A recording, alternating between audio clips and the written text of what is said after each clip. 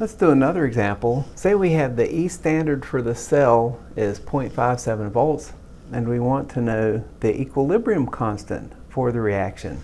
Well, from our equation, we saw that the equilibrium constant is equal to E to the NF E standard for the cell over RT power.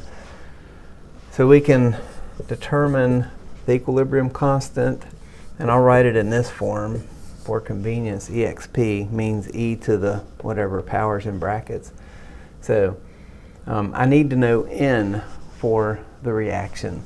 So you would have to know the two half reactions to find the balanced equation. But say N is equal to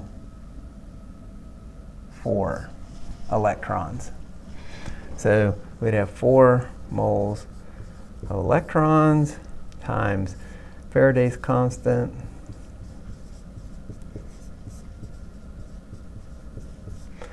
times E standard for the cell, 0.57 volts, divided by R, 8.314 joules, Kelvin, mole.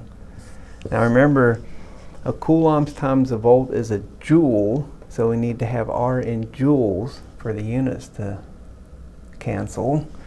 And we would need to know the temperature. And so say you were given a temperature of 25 degrees centigrade. Temperature has to be in Kelvin, so we'll convert that to Kelvin. So this would be the equilibrium constant. And if I plug that into my calculator, I get 3.6 times 10 to the 38th. That's humongous.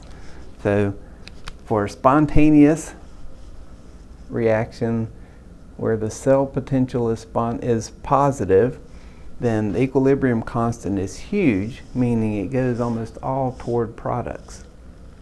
And that makes sense.